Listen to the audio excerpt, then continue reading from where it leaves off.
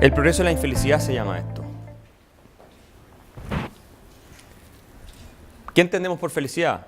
Está relacionado con la película de ayer, pero vamos a irnos a una cosa un poco más subjetiva y cómo se miden los estudios internacionales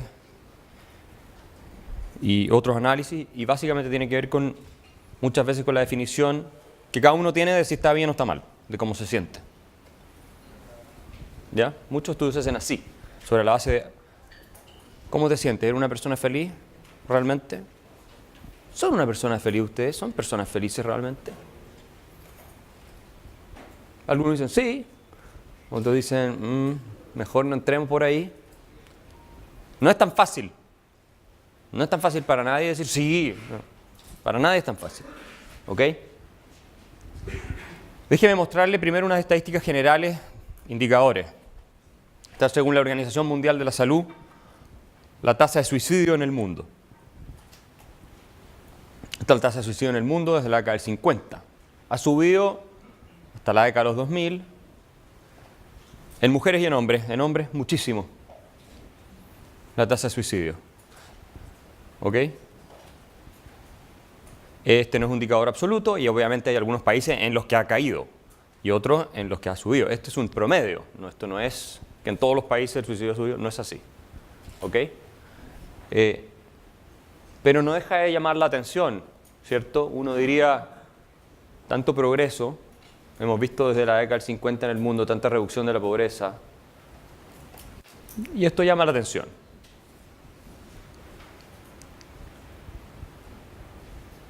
Estados Unidos, tasa de suicidio, desde los 2000 hasta ahora. Estos son datos de la OCDE.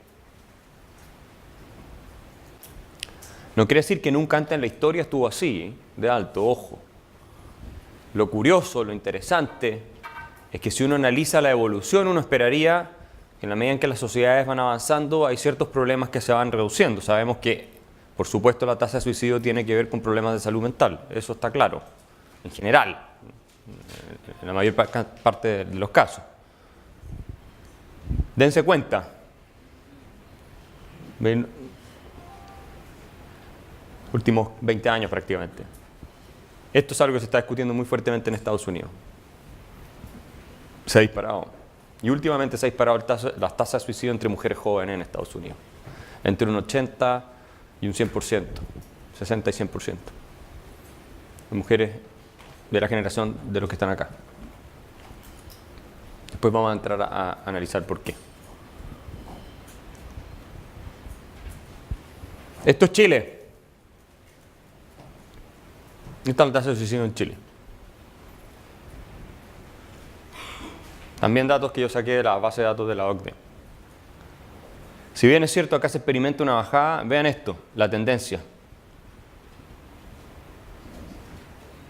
Claramente al alza. Insisto, esto no significa que en periodos, décadas muy anteriores, no haya habido casos en que estuvo igual de alto o tal vez más alto.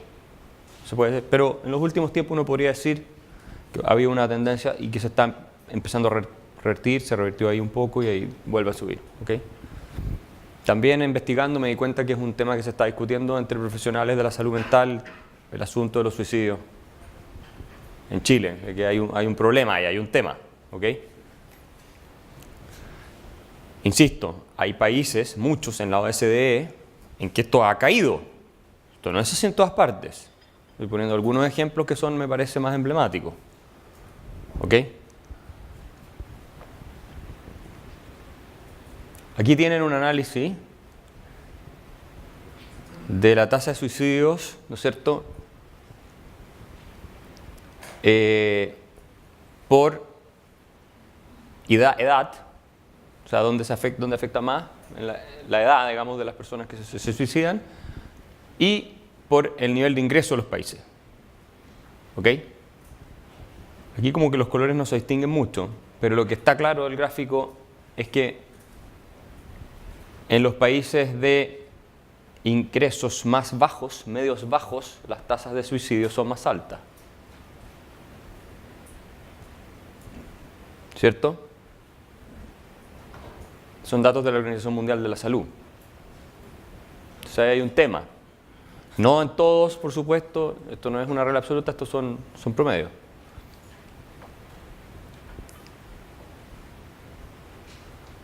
Aquí está la tasa global, ¿cierto? Ustedes ven en los países de altos ingresos, ¿cierto? Y en general en casi todos los países, aquí están, esto es Low and Middle Income Countries, países de ingresos bajos y medios. Esto significa LIMCS, ¿ok? Ustedes se pueden dar cuenta que el suicidio es sobre todo, menos acá, curiosamente, pero es sobre todo un problema de los hombres. Los hombres se suicidan mucho más que las mujeres, ¿cierto? En general, mira, a nivel global, estos son los hombres, estas son las mujeres. Acá en los países desarrollados, los hombres, bastante más que las mujeres, ¿cierto? Pues si se van a Europa, también, países de mediano ingreso en Europa, comparado con hombres y mujeres. Es una gran diferencia, ¿cierto?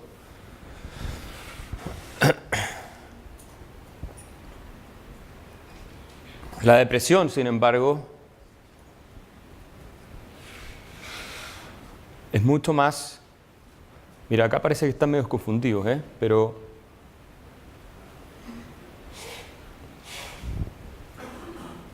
Es mucho más un problema... Mira, da la impresión que fuera esto las mujeres, ¿cierto? ¿O lo estoy viendo mal? Eso es raro, porque cuando revisé la estadística era al revés. Pero en general los trastornos de ansiedad y depresión afectan más a las mujeres. Eso es lo que muestran las estadísticas de la OECD. Aquí hay un ranking de felicidad que publica básicamente las Naciones Unidas. Está Jeffrey Sachs y otra gente metido en esto. Aquí están los países que se pueden considerar más o menos felices del mundo. No se ve con mucha claridad esta lámina, pero y ustedes no van a poder encontrar mucho el país ahí. Pero si ustedes ven entre los primeros países, los países que se dicen más felices, este es un estudio serio, ¿no? Lo publica la ONU en colaboración con economistas que están estudiando todo esto de la felicidad. Ustedes ven Finlandia, Noruega, Dinamarca, Islandia, Suiza, o sea, son países desarrollados que están en el top, en el índice de felicidad, donde la gente se declara estar más feliz, declara estar mejor. ¿Ok? No todos, ojo, no todos los países desarrollados están en ese ranking, ¿ok? O sea, en el top necesariamente. Hay algunos que están más abajo. Y si ustedes se dan cuenta, los países que han ido perdiendo, cuando se hace un estudio comparativo, los países que han ido perdiendo posiciones, si ustedes comparan el periodo 2008-2010 con el 2015-2017, entre medio también hay algunos países avanzados, como Japón, como Suiza, la misma Noruega, Bélgica y así. Han ido en este ranking cayendo en términos del bienestar o subjetivo de sus habitantes. Todo esto son porcentajes negativos, de variación negativa. Yo solamente puse los de variación negativa, no puse los de variación positiva. ¿Ok? Ustedes pueden ver ahí, a ver si hay algún país latinoamericano, Honduras. ¿Hay gente de Honduras acá o no? ¿Estás más infeliz que hace...? Bueno, y vean ustedes quién está el último en la tabla. O sea, Venezuela. Venezuela no solamente es el último país en las tablas de competitividad, de libertad económica, de corrupción, todo, también es el país donde más ha colapsado la felicidad en el mundo en este periodo analizado aquí. Entonces parece ser que sí hay alguna relación, y es bastante evidente pensarlo, entre las circunstancias económicas y sociales y el nivel de bienestar subjetivo, ¿no es cierto?, de los ciudadanos. No es así nomás, da lo mismo, estamos en guerra civil, no, somos felices, no. No es tan simple. No es una cosa puramente cultural, hay factores que son más objetivos. ¿Ok? ¿Por qué es importante y por qué se están fijando los analistas en los niveles de felicidad que se miden de esta manera? Uno puede criticar mucho la metodología, pero a fin de cuentas existe. Porque fíjense ustedes, y aquí hay varios ejemplos, esto es de Gallup, yo lo saqué de Gallup, esto. Acá ustedes tienen ingreso per cápita en Ucrania. Y acá ustedes tienen, dice thriving, pero si la gente se siente contenta, se siente bien, básicamente, y siente que está floreciendo, le está yendo bien, subjetivamente. Y esto se da justo, acá tienen ustedes la revolución, ¿se acuerdan hace tiempo atrás que en Ucrania colapsó completamente el orden social y que los occidentes y Rusia se empezaron a meter? Y bueno, coincide con un periodo de una baja en la percepción subjetiva de las personas de su bienestar, en que están más frustradas, están más enojadas. Coincide eso. ¿Ok? Aquí yo les estoy transmitiendo el análisis que hace Gallup. Vean ustedes el caso del Brexit. Por eso esto no es solamente importante a nivel individual, sino que también a nivel social puede tener algunas implicancias. Al menos eso es lo que sugieren en Gallup. Ustedes ven que el ingreso va subiendo, ¿se fijan? Sin embargo, la sensación de bienestar va cayendo. Estos son números agregados, no quiere decir que cae y aquí rebota un poco y el Brexit, ¡pah!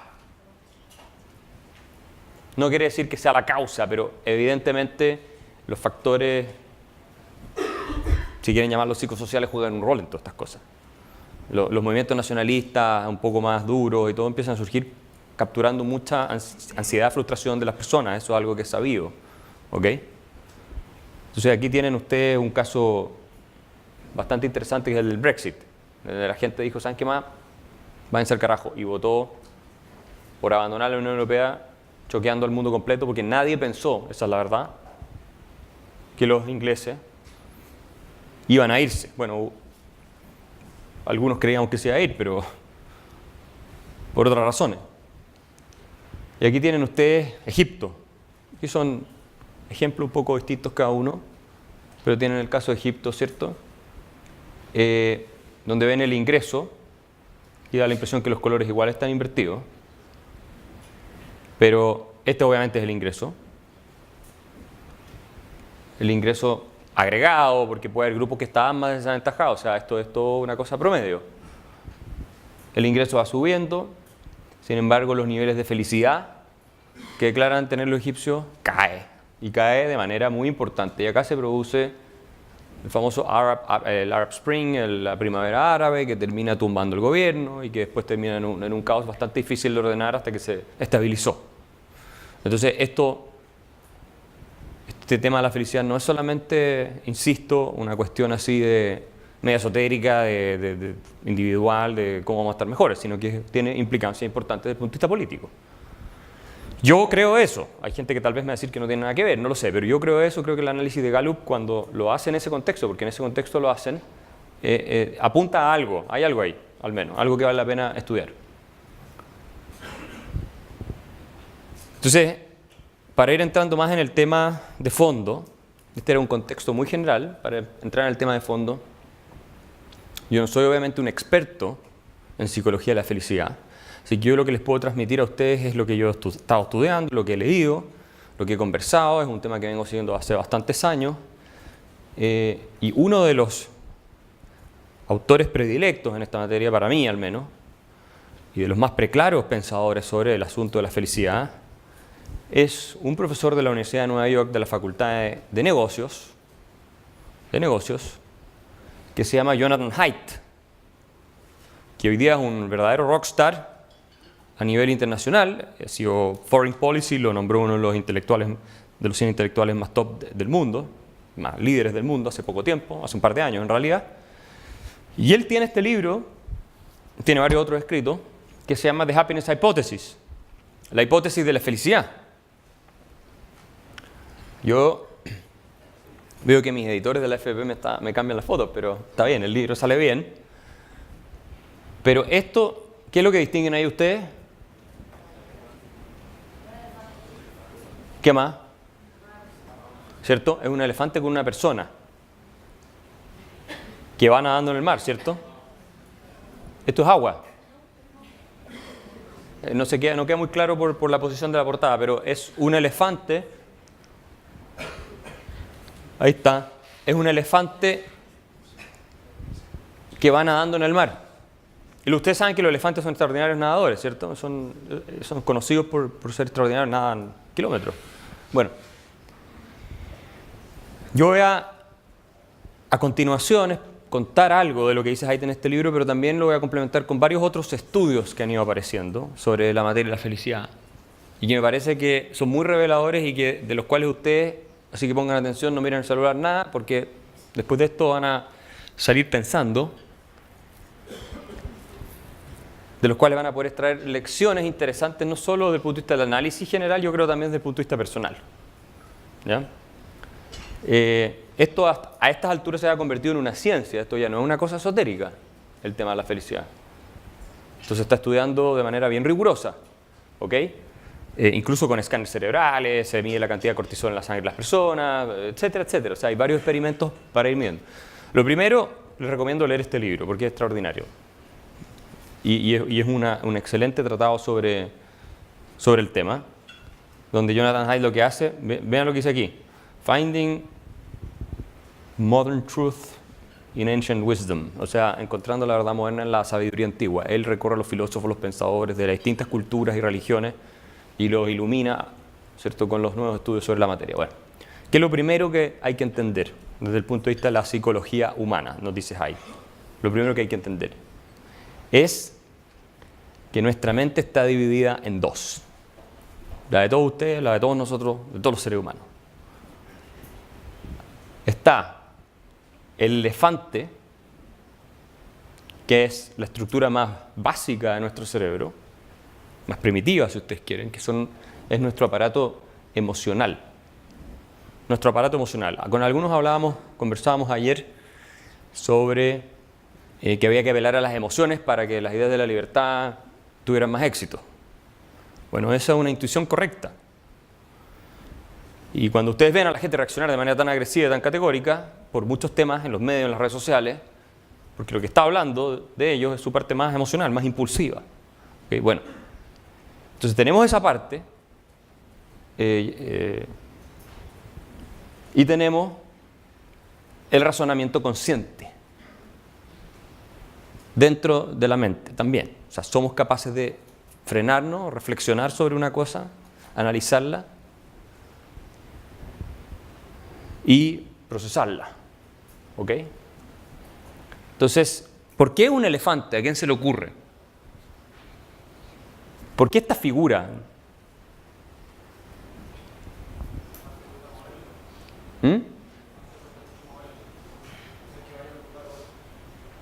Hay un jinete, ¿cierto? Ustedes saben que eso es una costumbre usual en los países en Asia, donde hay elefantes en África. Se pueden montar los elefantes, o sea, los que están obviamente domesticados. Este es el jinete del elefante, esta es la parte consciente. ¿Ok? A todo esto Daniel Kahneman, de Princeton, que es un premio Nobel de Economía, que tiene un libro que se llama Think Fast and Slow, ahí él distingue también estos dos sistemas, el racional y el emocional. Y son ustedes, es decir, todos somos nosotros, digamos, pero esta es la voluntad, el razonamiento consciente. Ustedes le pueden decir al elefante dónde ir, de manera tal de que sus impulsos, sus emociones, no los controlen, no los dominen, generando consecuencias que pueden llegar a ser catastróficas para usted y para todos nosotros. ¿Ok? Ahora, es un elefante, no se olviden. Cuando al elefante se le mete algo en la cabeza, ¿tú crees que puede hacer mucho el que está allá arriba? Es re poco lo que puede hacer. O sea, que cuando esos impulsos son demasiado aplastantes y uno no lo tiene entrenado, esa parte más emocional, impulsiva, para cierto nivel de control, al elefante se le mete algo en la cabeza y tú no tienes cómo dominarlo, no tienes cómo controlarlo. Eso es lo que explica Haidt, por eso lo usa. Y lo otro que es interesante saber en este análisis es que la racionalidad no existe sin emociones. O sea, todas las decisiones que ustedes toman, por eso es un ejemplo interesante, si nos convirtiéramos en computadores, en puros algoritmos que toman decisiones, seríamos incapaces de tomar decisiones. En muchos sentidos. A menos que nos deshumanizáramos completamente, ¿te fijas? Pero si tú evaluaras por cada decisión que tomas, todas las ventajas y desventajas de cada decisión, voy a tomar agua o voy a tomar Coca-Cola, a ver, y empiezo a hacer una lista. Como podría hacerlo un computador. No podríamos vivir. ¿Voy a los FPP o me quedo, no sé, pasándola bien con mis amigos acá en Santiago, donde sea? O con los que les gusta el esquí se van a esquiar, da lo mismo. Imposible. Hay un elemento intuitivo, hay un elemento emocional que también te dicta a ti y habla de quién tú eres, lo que tú prefieres. Esto no significa que la racionalidad no juegue un rol, obviamente. Juega un rol muy importante. Pero el aparato emocional del cerebro evolucionó antes que el aparato racional. Y es mucho más poderoso. Y aquí entramos a un tema que es fundamental para todos los que estamos acá ahora, que es la argumentación moral. La argumentación moral es sobre emociones esencialmente. Cuando uno dice que algo es bueno, es correcto, uno siente que eso que está diciendo es bueno o correcto, o hay un sentimiento moral. Leonidas Montes, que va a hablar después, nos puede explicar más en profundidad cómo los clásicos veían eso, Adam Smith, en fin, pero hay un sentimiento moral que se conecta con el argumento y que te indica lo que es bueno o lo que es malo. Algo malo lo tendemos a rechazar, no porque haga un análisis racional, sino porque nos impacta emocionalmente. Es bueno ser solidario. Sí, es bueno, pero porque nos sentimos bien con la idea de ser solidario. Tal vez no, como hablamos ayer, no todos se sienten bien con la idea de ser ellos mismos solidarios y poner de su bolsillo, pero sí con la idea de que hay que ayudar. ¿Ok? Entonces, ojo, que gran parte del debate público es emocional. Y por eso uno dice, ¿pero qué está pasando si ya no podemos? Bueno, esa es la razón. Tiene que ver mucho con emociones.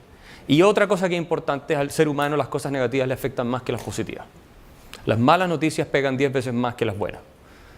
En tu vida personal, los problemas que llegues a tener, o a nivel social, a nivel general. Sí. Tú no ves en las noticias, esto lo dice Steven Pinker permanentemente, que acaba de sacar un libro, profesor de Harvard, tú no ves en las noticias todos los atentados que no se hicieron en el mundo, o todos los niños que no se murieron de desnutrición. Nadie ve eso. Y cuando uno en su propia vida está con problemas, no ve la casa que tienes, te fijas, con la calidad de vida que tienes, con el auto que tienes, con la comida que te puedes comer todos los días, todo eso no lo ves. Tú te concentras en, se me rompió el iPhone. ¿Qué voy a hacer ahora, Dios mío, sin internet, sin chats, sin Instagram? Depresión. ¿Qué hace la felicidad entonces? ¿Cuáles son los elementos que contribuyen a definir la felicidad? ¿Es la del dinero? ¿Vieron la película o no? Buenísima. En cierto sentido, todos sentimos alguna admiración, ¿verdad?, por este tipo de personaje. Como dice, sí, el tipo es un chanta, pero de alguna manera igual logró algo bastante notable. Como que queda esa sensación. ¿Ah? Cuando lo muestran en el metro, sudado, en el terno, y después está ahí. Es como, si nos dieran a elegir a todos, probablemente no nos gustaría seguir en el metro. Ahora tal vez no estamos dispuestos a pagar el costo y al final sí seguimos en el metro. ¿Pero es el dinero? No. Los estudios que se han hecho muestran que es cierto, hay una cantidad de dinero, de comodidad, confort material que influye en tu bienestar. Pero si ustedes se ganan la lotería, y les ha hecho en estos estudios con los ganadores de lotería, los ganadores de la lotería experimentan un pic de felicidad cuando les dicen que se ganaron la lotería. Después su felicidad vuelve a los niveles anteriores a ganarse la lotería, en muchos casos más bajo. ¿Saben por qué? ¿A quién se le ocurre? No, pero no es porque no hicieron nada. No tienen nada más que hacer. Puede ser algo, pero lo esencial no es eso. Lo esencial es que los ganadores de la lotería ven tremendamente alterado su ecosistema de relaciones con familiares y amigos. Y en Estados Unidos hay grupos de ayuda como Alcohólicos Anónimos para ganadores de la lotería, que se juntan a discutir sobre los dramas que están experimentando después de haberse ganado la lotería. Hecho. Googleenlo, lo van a encontrar. Entonces, claro, llegan todos los primos a pedirte plata, llega todo el mundo, empieza se altera todo, la gente se te acerca por interés, de repente aparece ese primo de segundo grado que nunca viste, y tú te empiezas a sentir una persona distinta. No es tu elemento, no es tu ambiente. Insisto, tu ecosistema psicológico, tu entorno se distorsiona, se desestabiliza. Y al mismo tiempo, aquellos que, por ejemplo, han sufrido un accidente y han terminado en silla de ruedas, por poner un ejemplo que es algo bastante dramático, experimentan una caída en los niveles de felicidad fuerte, al principio, muy fuerte, en general, y después su nivel de felicidad vuelve a estable igual que antes del accidente. ¿Por qué? Porque con su entorno lo que ocurre es lo contrario. Y porque tienen ese entorno afectivo que los apoya. ¿Cierto? Los hermanos, qué sé yo, los hijos, la esposa, en fin, los amigos. Y esas personas, y ustedes de repente las ven y no les ha pasado, de repente uno va en la calle y ve una persona con discapacidad y uno siente empatía, es natural. Y uno cree muchas veces que esas personas, por la limitación que tienen, son menos felices. No, no necesariamente. Eso no significa que uno no, o sea, que da lo mismo, no. Pero entiendas el punto. No necesariamente. A veces son más felices que los que pueden caminar perfectamente. ¿Ok? ¿Será la belleza entonces el origen de la felicidad? No sé si ellos dos eran muy felices, pero... ¿Qué es lo que muestran los estudios sobre eso? Son cosas que perseguimos, ¿no? Dinero y belleza son cosas que todos perseguimos. Eso es un hecho. Y si los perseguimos, por algo será. Tal vez pensamos que por ahí va la cosa. Los estudios lo que muestran es que la gente fea también es feliz.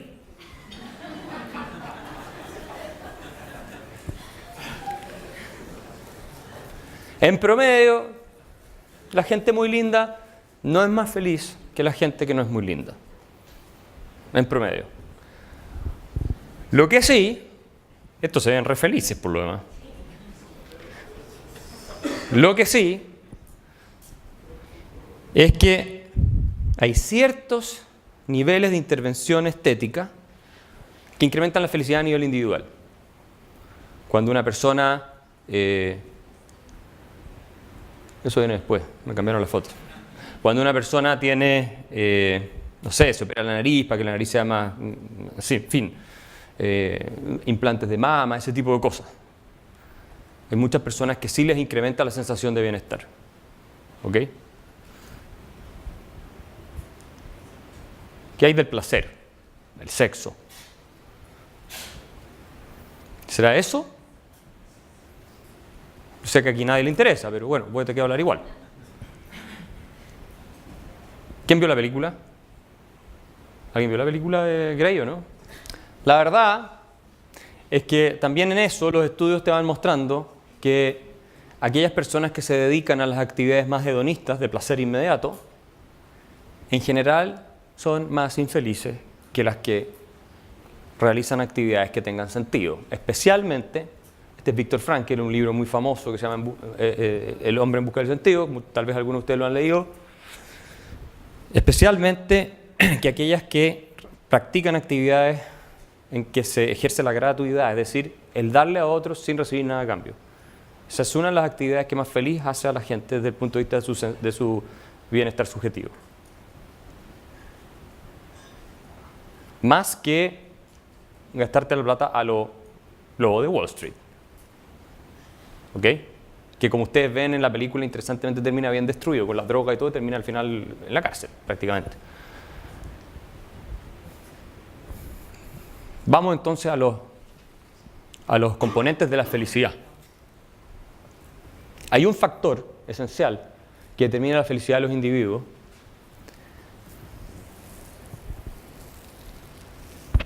y el cerebro que muestro es porque precisamente todo está en el cerebro, que es el ADN.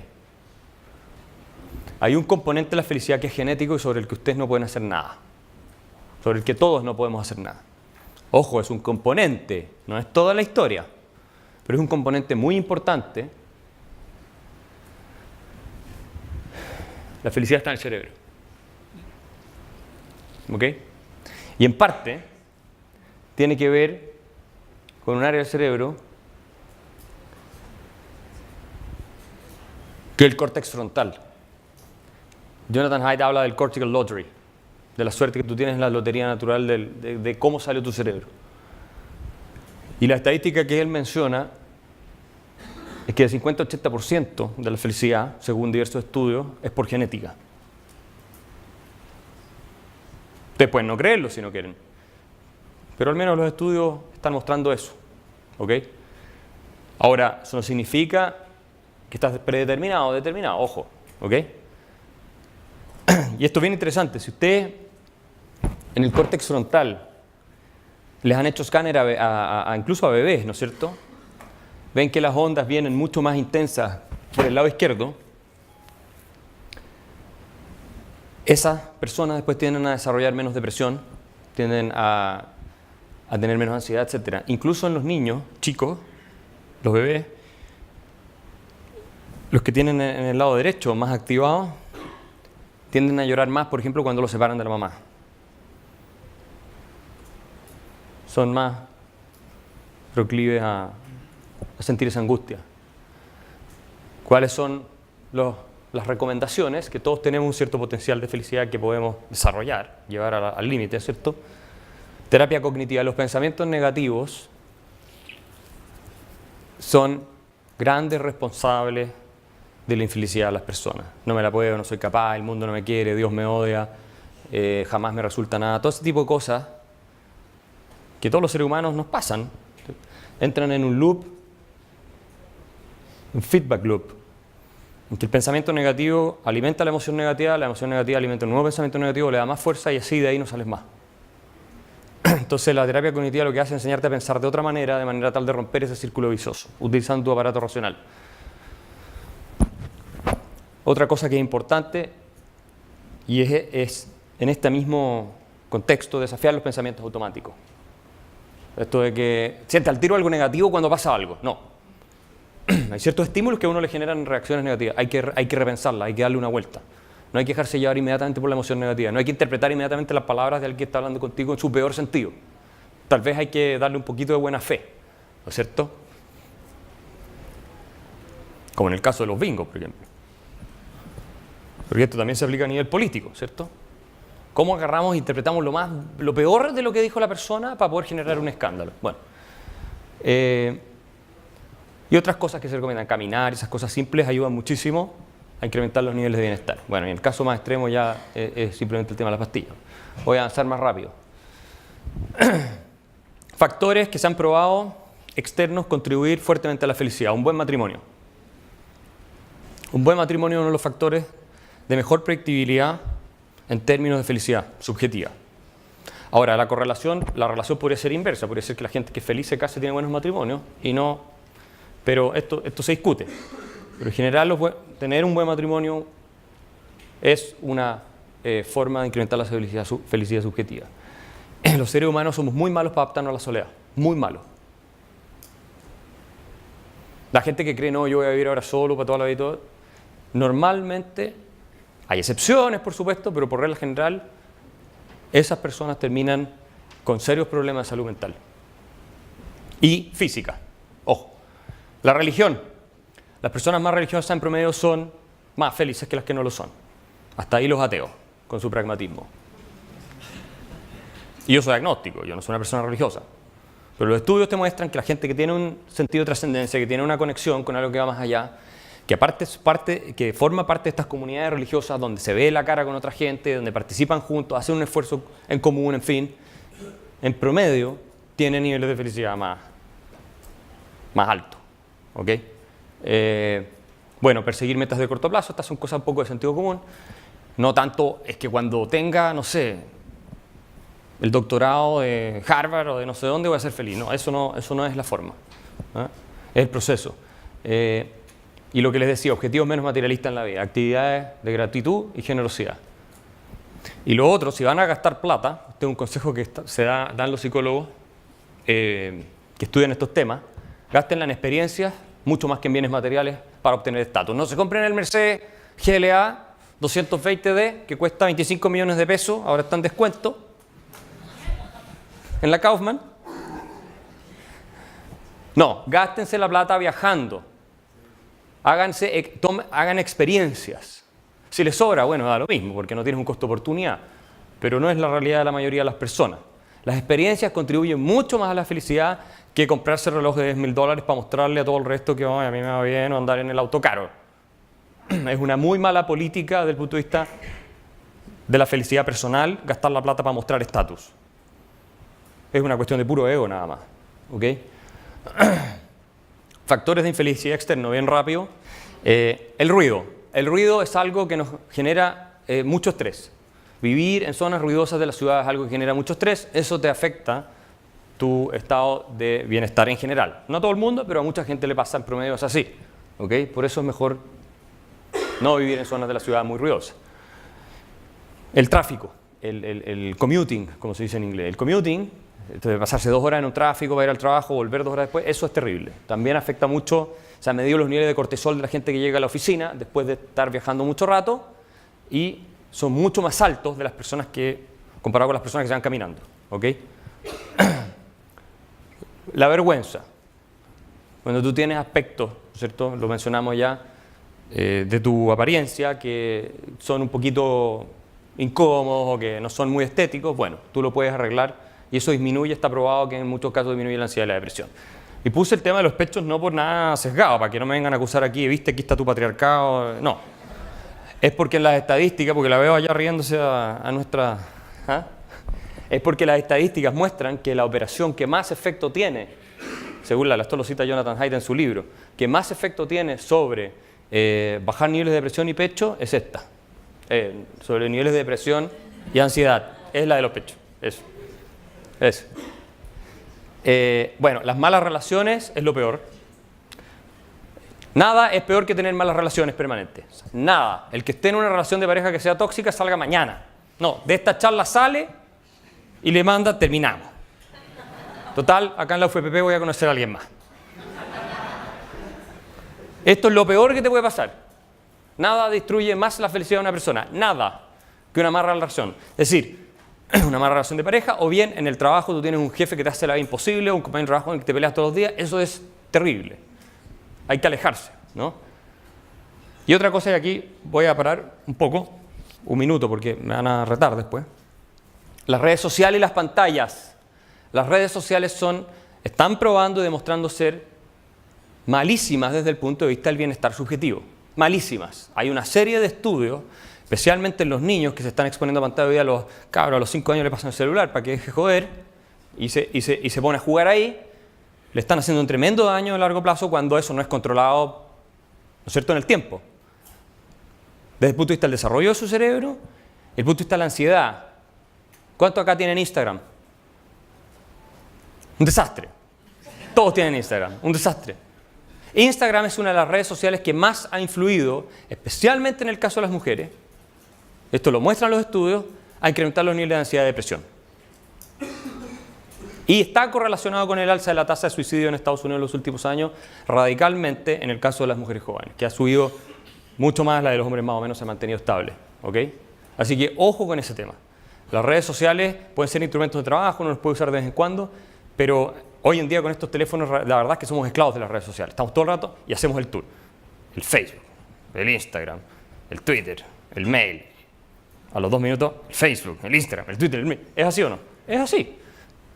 Porque todos estos sistemas son drogas digitales. Funcionan con los mecanismos de recompensa del cerebro, como cuando van al casino. Entonces tira la mano, a ver qué va a salir, qué va a salir. Es exactamente lo mismo.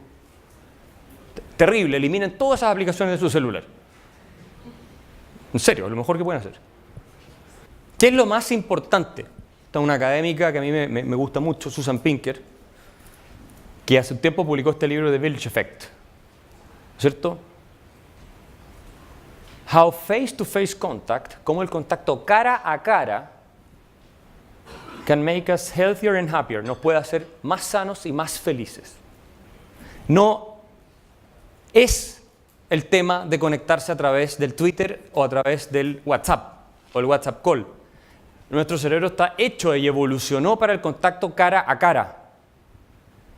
Eso es lo que te hace feliz. Tú no te puedes quedar encerrado en tu departamento o en tu casa y creer que porque vas a tener 10 conference call con distintas personas vas a tener el mismo efecto de retribución emocional que si tú te juntas con esas personas. Necesitamos ver la cara de la gente, el contacto visual.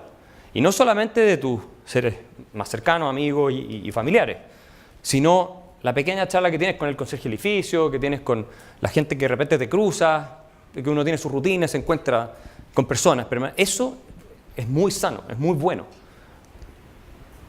Y eso es muy importante en este contexto. Y acá les voy a citar un estudio muy políticamente incorrecto que está publicado por el National Bureau of Economic Research en Estados Unidos y que generó tremendo impacto, pero es un equipo muy serio. Yo lo comenté con Jonathan Haidt, me dijo que es un estudio muy serio que obviamente vale la pena analizar. Y se lo recomiendo, lo pueden bajar de internet. Se llama La paradoja del declive de la felicidad femenina. Esto es lo que las feministas no quieren leer, por supuesto. Desde la década del 70 hasta ahora, a pesar, lo dice el estudio, ¿no es cierto? Si ustedes ven, de distintos indicadores objetivos de empleo, de ingreso, de lo que ustedes quieran, posibilidad de estudiar, etc., las mujeres obviamente tienen hoy en día una realidad mucho más igualitaria, si ustedes quieren, con los hombres, muy distinta que la que tenían hace un siglo, 50, 60 años incluso, ¿cierto? Eso nadie lo puede discutir. De hecho, el paper dice eso, pero es por eso la paradoja. A pesar de todo eso, dicen, ¿no es cierto? El declive de esta felicidad relativa a los hombres se encuentra en distintos tipos de bases de datos, es decir, en distintos tipos de medidas subjetivas de felicidad y es persistente a través de los grupos demográficos en los países industrializados. En los países industrializados se ha dado la paradoja de que las mujeres cada vez más integran el mundo del trabajo, todo eso, cada vez en posiciones más importantes, en fin, y la felicidad ha colapsado. Y en este estudio no tienen buena respuesta, tienen distintas teorías de por qué podría ser. Pero ojo con ese tema. Ojo, porque hay un engaño universal, también pasa para los hombres, es válido para los hombres también por lo demás. De que si tú eres una persona que se dedica a trabajar toda la vida, no tiene hijos y todo, y te compras un perro después vas a ser muy feliz. No, no es así. Ahora, una de las razones por las cuales tal vez esto ha pasado es porque efectivamente hoy día hay mucho más presión para las mujeres, en el sentido que aparte de trabajar tienes familia y todo lo demás. ¿Ya?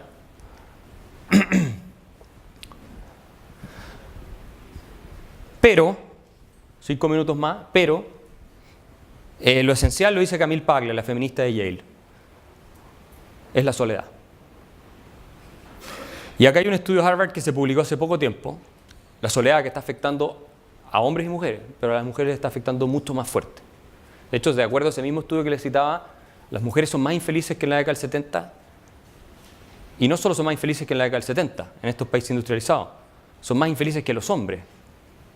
Antes solían ser más felices que los hombres, según estos mismos indicadores de la década del 70. O sea, sus niveles absolutos y relativos de felicidad cayeron. O sea, son más infelices que antes y aparte son más infelices que los hombres. Es una cosa que da para pensar un buen rato. ¿Qué pasa con los hombres? Acá se hizo un estudio, Harvard publicó hace un año, una cosa así, un estudio, el más extenso, uno de los más extensos, de hecho jamás, sobre el tema de la felicidad y el bienestar.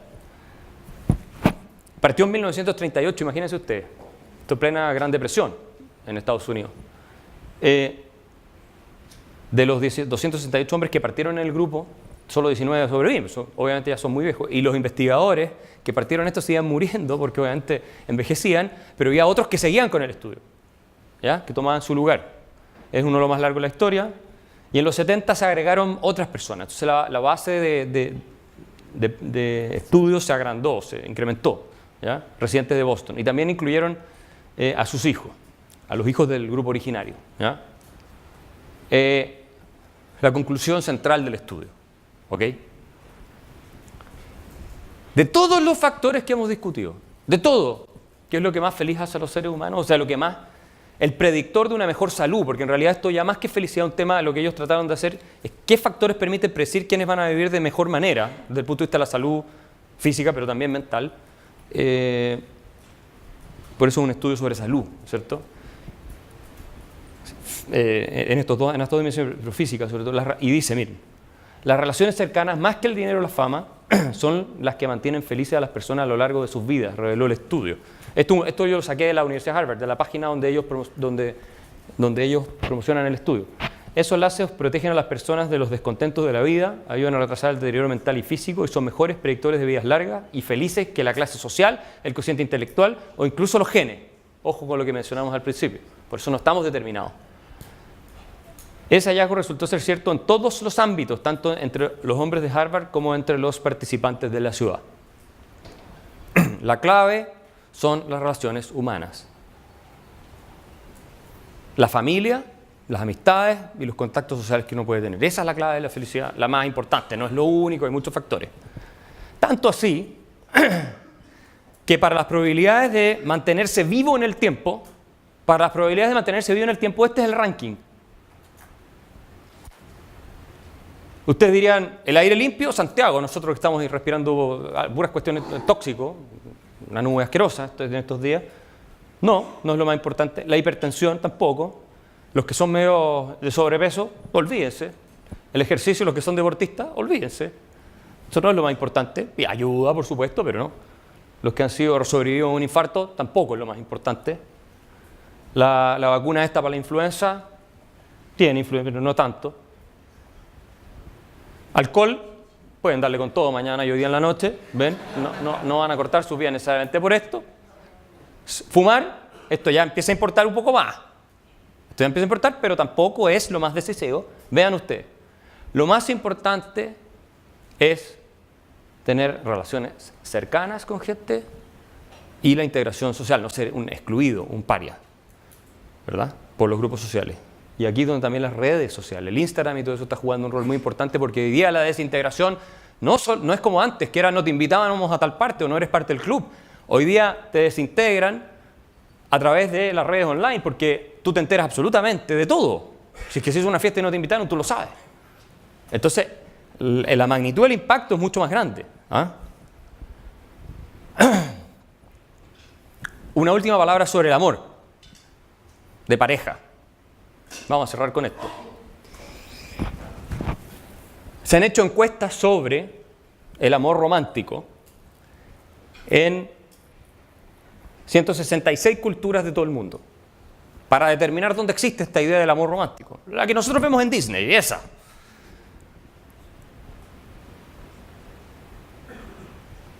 La gran mayoría tiene formas registradas de amor romántico y en los otros casos, dice el estudio, la información fue muy frágil, muy tenue como para establecer si las tenían o no. Entonces no hay, es como, no saben si sí o si no. Pero lo que está claro es que prácticamente todas las culturas, así que si es que esto es un invento occidental, de la cultura patriarcal, bullshit. No es así. Esto incluye culturas aborígenes, incluye todo. Donde no llegaron los colonizadores a meter sus ideas, ¿no es cierto?, occidentales, hegemónicas. No. Y este es un gráfico que presenta Haidt en su libro, que es muy importante, y con esto vamos a ir terminando. La felicidad en la relación de pareja, en las relaciones de amor, depende no de la intensidad inicial. De hecho, la intensidad inicial muchas veces es un predictor del fracaso futuro. Por eso, ustedes ven acá, este es el amor pasional, ese amor visceral, ¿verdad? Que parte acá, en un periodo de 60 años, parte acá y así va. Al principio parte así, como cohete, después se estrella.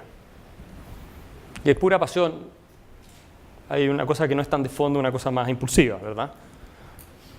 Y este es el amor que se llama de compañía, digamos. Lo que no significa que no tenga que ver nada de esto, obviamente que sí. Pero es un amor más maduro, un amor más reflexionado. ¿Ya? Y ustedes ven cómo al final en la curva funciona mucho mejor. Entonces los que sufren mucho cuando se separan por los novios, las novias, lo que sea, probablemente eso es lo que tenía que pasar. ¿Ya?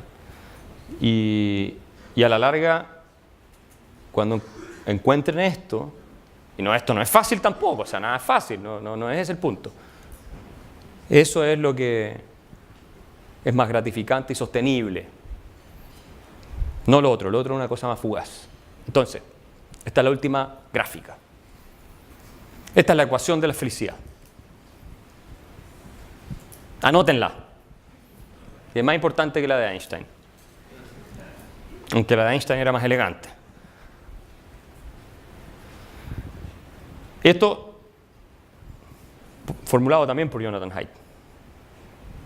La ecuación de la felicidad es igual biología, es decir, ya lo hablamos, qué tipo de genes tú tienes, hay algunos que tienen una inclinación natural a ser más felices, a estar más contentos, a ser más alegres, ¿cierto? Entonces uno dice, ¿por qué esta gente está siempre feliz? Y te da rabia. Bueno, hay algo biológico ahí. Eso sí que es injusto, hablando de cosas no merecidas y toda esa teoría. Bueno, Rawls, claro. La biología, más las condiciones de vida, las cosas que hablamos, el ruido, el tipo de relación, en fin, más las actividades voluntarias. Si vas a tener lindas experiencias, si vas a desarrollar actividades de gratuidad, todas esas cosas. F es igual B más C más B. Muchas gracias.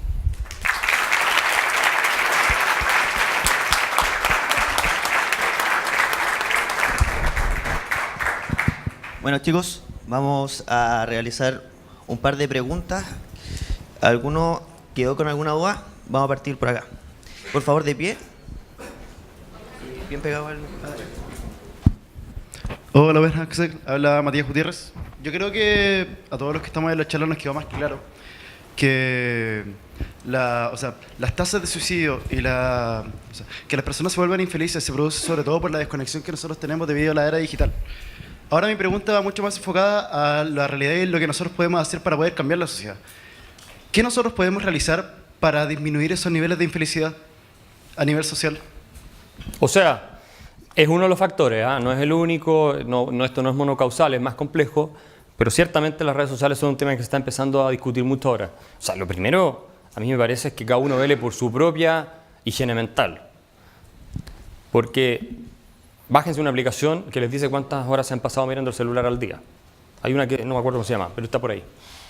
Y se van a dar cuenta de la cantidad de tiempo que ustedes están desperdiciando en cosas que no son trabajar necesariamente, sino que boludear ahí mirando redes sociales. Que digamos las cosas como son. De cómo se están haciendo un daño en ese sentido a sí mismos. Eso es tiempo que podrían estar hablando con sus hermanos, con sus papás, que podrían estar haciendo actividades con amigos probablemente y así sucesivamente.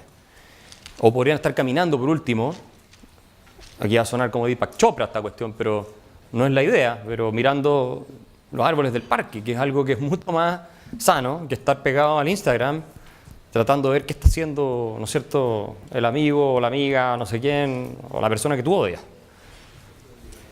Entonces, partamos por uno mismo. Partamos por arreglar su propia casa, digamos. Eso es lo que a mí me sorprende muchas veces de estos grandes revolucionarios que salen a protestar a las calles, no tienen ni la cama hecha en su casa y quieren arreglar el mundo.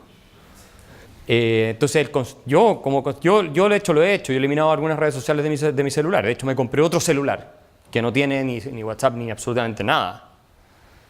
Lo tengo ahí, todavía no lo empiezo a usar. Porque es difícil, es muy difícil. ¿Ya? Yo haría eso. Yo eliminaría el Twitter, yo sé que es difícil, eliminaría el Instagram, en el caso de usted, que lo usan mucho más. Yo me meto al Instagram una vez a la semana, no sé. Pero yo partiría por ahí, porque la ansiedad está impregnando muy fuertemente las nuevas generaciones y las redes sociales tienen mucho que ver con eso. Y los umbrales de tolerancia de las nuevas generaciones a la frustración, a la adversidad, a la exigencia. Esto es así. Son mucho más bajos. A ser ofendido, entonces tiran un piropo y ya se derrumba el mundo, como lo que pasó en Las Condes. ¿Ya? O sea, al final cultivamos la fragilidad de esa manera. Y las redes sociales tienen algo que ver, no es lo único, pero tienen mucho que ver. Y generar conciencia en tu entorno también. Hablarlo con tus hermanos, hablarlo con gente es difícil, pero se puede avanzar en algún sentido. De hecho, en Francia se acaba de prohibir el uso de celulares en todos los colegios. Se prohíbe, los niños ya no pueden usar, ya no están jugando. Imagínense, niños de 6, 7 años, o 10 o 12, da lo mismo. No salen a jugar como jugábamos todos, que somos un poco más viejos en el colegio. Están ahí. Terrible. Axel, por acá. Gracias. Bueno, en primera, justo algo que me comentaba Nicolás es un poco irónico. O sea, ahorita estás hablando de todas las redes sociales y atrás están las redes de la FPP. Es que esas sí las sigan. Pero bueno, mi pregunta es que al principio de tu exposición nos mostraste que los gráficos, los hombres son los que más se suicidan, o al menos eso mostraba la data. Pero el asunto es que después nos mostraste que las mujeres son más infelices. Entonces, ¿a qué se debe que el hombre, siendo más feliz, se suicide más y la mujer, siendo más infeliz, se suicide menos? O sea, no, es que tampoco hay una relación directa en todas estas cosas, ojo. Pero puedes tener mucho tipo de respuesta. Sería bueno tener tal vez un experto en esas cosas acá, pero al tiro. Pero probablemente los hombres, cuando caemos en estados depresivos y cosas así, son mucho más profundos, más agudos y estamos dispuestos a llevar las cosas más lejos. Pero eso no tiene que ver con que en promedio haya más depresión en los hombres necesariamente que en las mujeres, sino que la depresión probablemente llega a consecuencias más extremas. Pero sí lo que muestra la Organización Mundial de la Salud es que el trastorno de ansiedad y depresión es más persistente entre mujeres que entre hombres. Eso es una cosa bastante conocida y a través de continentes incluso, ¿ok? Y la tasa de suicidio mucho más grande entre hombres que entre mujeres.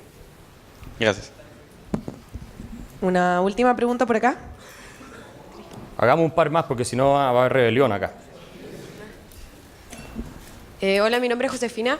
Me gustaría saber cuál es su opinión sobre dos típicos mitos respecto a la felicidad. La primera es lo típico de ignorance is bliss, de que en general la gente inteligente tiende a ser más infeliz que la gente que tiene conocimientos más básicos.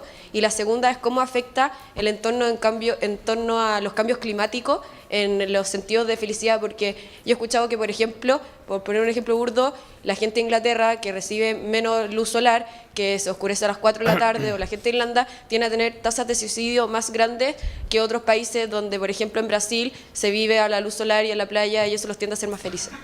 Bueno, sobre lo segundo, yo creo que la tasa de suicidio puede ser un indicador, pero no se puede extrapolar una relación directa entre niveles de felicidad y tasa de suicidio así simple. Es algo más complejo, pero si tú te fijas, países como Dinamarca, Noruega, Suecia están todos entre los más felices del mundo.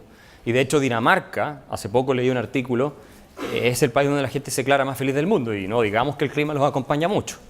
Entonces, yo no podría entrar al detalle estadístico en cada país porque no me lo sé, pero se podría revisar. Lo que sí está claro es que en los índices de felicidad tú tienes, en los países nórdicos están en el top, y también está claro que los países con menores ingresos, ingresos medios bajos, suelen tener mayores tasas de suicidio, si vamos a hablar del suicidio, que los con más ingresos, y que en muchos países de la OCDE con más ingresos esas tasas han ido cayendo también, de suicidio y incluso de desórdenes de salud mental, ¿ya? No en todo, pero eso ha pasado. En Estados Unidos claramente es un poco una excepción a esta regla, o a esta tendencia que se ha visto en otras partes, ¿ya? Chile también, hasta cierto punto. Pero insisto, no porque en un país se suicide más gente en promedio puede ser un indicador y por lo tanto te tiene que llamar la atención de que algo está pasando, pero no un indicador inmediato que los niveles de felicidad son más altos o más bajos que en otros, donde hay menos suicidio o más, ¿ya? No es una cosa tan directa. Por acá. Es que están... Hola Axel, acá Gustav de Chile. que yo tenía una posible respuesta para el tema de por qué la tasa de suicidio es más alta en hombres y por qué en las mujeres se ve más depresión. Adelante. Que resulta que últimamente tuve que estudiar toda la epidemiología obligado en la universidad y tocamos el tema de las tasas y para mí me parece un error tomar la tasa de suicidio aislada para ver un indicador de felicidad. Claro, por porque resulta que por lo menos en Chile la tasa de suicidio en hombres es más elevada porque se cree debido al método que ellos ocupan para efectuar el suicidio, que si bien la sociedad Es está más formada, efectivo. es más efectivo, y Claro. ocupan la horca y armas, pistolas en general, versus las mujeres que ocupan fármacos como principal medio de suicidio, el cual como no tienen la dosis exacta o la sobredosis para matarse, tienen más sobrevivientes Claro. de suicidio, por lo que la alza de hombres se dispara, viendo después la contraparte que la depresión la sufren más las mujeres. Entonces, ahí Claro, estaría esa la es una razón. buena explicación. Sí, el por qué en Chile por lo menos hay una mayor tasa de suicidio y por eso, por lo menos en la encuesta nacional de salud, se tiende a mostrar la tasa de suicidio en conjunto con la tasa de intentos de suicidio, donde ahí pareciera estar un poco Más equiparado, más equiparado. poco más equiparado. Entonces ahí uno ya se da cuenta que esa tasa de suicidio tiene cierta espuria estadística al momento de analizarla, sobre todo en temas de felicidad.